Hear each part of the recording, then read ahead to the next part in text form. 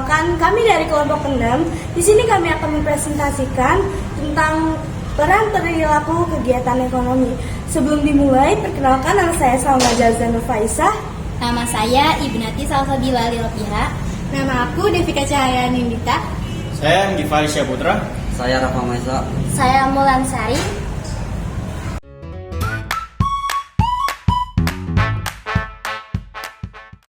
Pertama, ada pengertian produksi. Pengertian produksi adalah suatu kegiatan untuk menghasilkan, menambah, atau menciptakan suatu nilai guna barang dan jasa sehingga dapat memenuhi kebutuhan manusia. Jadi, produksi tidak selalu berarti membuat barang baru, tetapi juga meningkatkan manfaat dari barang atau jasa yang sudah ada. Contohnya adalah petani menanam padi menghasilkan beras. Lalu ada tukang ojek, yaitu memberikan jasa transportasi. Lalu yang terakhir ada pedagang mengolah singkong menjadi keripik untuk menambah nilai guna singkong. Di sini saya ingin menjelaskan mengenai pengertian distribusi. Distribusi secara umum ialah proses penyaluran atau pengiriman barang dan jasa dari produsen kepada konsumen. Dalam Kamus Besar Bahasa Indonesia atau KBBI, distribusi diartikan sebagai penyaluran, pembagian, atau pengiriman kepada beberapa pihak atau lokasi tertentu. Jadi tujuan utama dari distribusi adalah memastikan bahwa produk sampai ke konsumen dengan tepat waktu, dalam kondisi baik dan sesuai dengan permintaan pasar.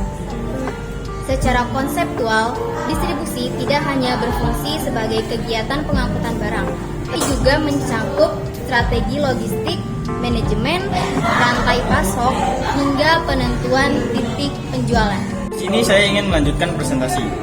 Pengertian konsumsi adalah kegiatan menggunakan atau menghabiskan barang dan jasa untuk memenuhi kebutuhan hidup manusia, baik secara langsung maupun tidak langsung.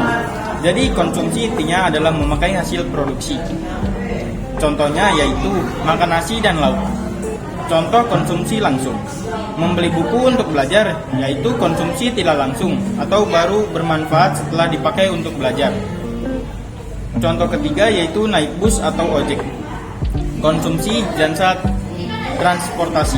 Saya akan menjelaskan tentang biaya peluang, pendapatan, dan keuntungan.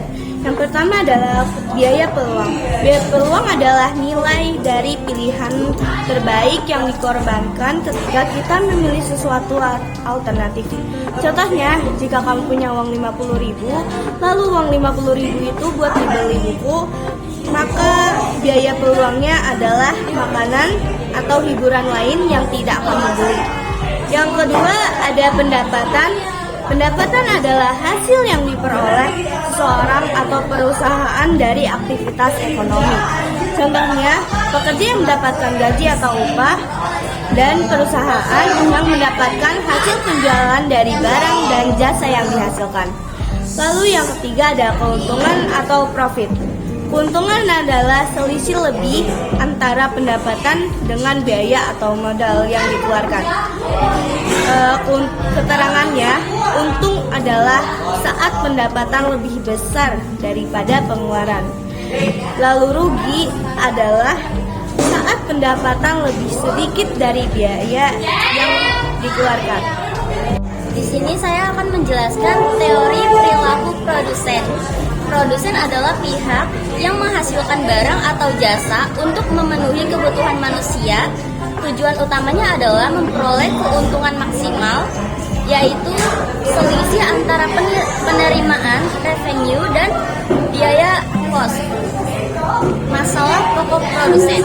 Produsen menghadapi dua masalah utama dalam produksi, yaitu yang pertama, bagaimana cara memproduksi, menentukan kombinasi faktor produksi yang efisien. Dua, berapa banyak memproduksi, menentukan jumlah output yang menghasilkan biaya minimum dan laba maksimum.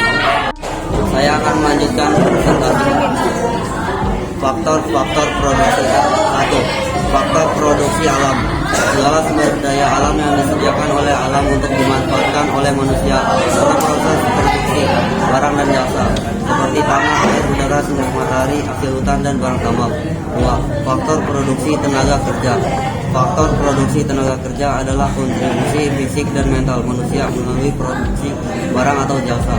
Faktor ini mencakup keterampilan, pengetahuan, motivasi, serta dan kebugaran para pekerja. 3. Faktor produksi modal. Faktor produksi modal adalah segala sumber daya modal yang digunakan untuk memproduksi barang dan jasa modal, berfungsi untuk mendukung kelancaran produksi. Di sini saya ingin menjelaskan teori perilaku produsen. Biaya produksi. Dalam proses produksi terdapat beberapa jenis biaya, yaitu yang pertama ada biaya tetap atau fixed cost. Ialah biaya yang tidak berubah walau produksinya bertambah. Yang kedua ada biaya variabel atau bisa disebut sebagai variable cost, yaitu biaya yang berubah sesuai jumlah produksi. Yang ketiga ada biaya total atau total cost. Itu apabila fixed cost ditambah dengan variable cost. Yang terakhir ada biaya marginal atau MC, ialah tambahan biaya untuk menghasilkan satu unit barang. Jadi inti dari perilaku produsen itu ada dua. Yang pertama meminimalkan modal dan juga memaksimalkan laba. Nah, penerimaan dan laba ini mencakup yang pertama total revenue, average revenue, marginal revenue, laba dan juga keuntungan maksimum. Di sini saya ingin melanjutkan presentasi, yaitu arus sirkulasi ekonomi. 1. Model 2 sektor, rumah tangga dan produsen. Rumah tangga dan produsen menyediakan faktor produksi, yaitu tanah, tenaga kerja, modal, dan kewirausahaan. Yang kedua yaitu produsen atau rumah tangga, memberikan balas jasa, yaitu berupa upah, sewa, bunga, dan laba. Yang tiga yaitu produsen rumah tangga, menyalurkan barang dan jasa. Yang ketiga ada rumah tangga produsen, yaitu melakukan pembayaran untuk barang dan jasa. 2. Model 3 sektor, rumah tangga, produsen, dan pemerintah. Pemerintah ke rumah tangga dan produsen menyediakan layanan publik infrastruktur rumah tangga ke produsen dan pemerintah membayar pajak. Model 4 sektor, rumah tangga, produsen, pemerintah, dan sektor luar negeri. Produsen ke luar negeri, ekspor barang atau jasa, luar negeri ke produsen, pembayaran impor, aliran devisa masuk, luar negeri ke rumah tangga, barang atau jasa impor untuk konsumsi, rumah tangga ke luar negeri, pembayaran impor. Sekian dari kelompok kami. Mohon maaf jika ada salah kata. Terima kasih atas waktunya. Wabillahi taufiq wal hidayah. Wassalamualaikum Assalamualaikum warahmatullahi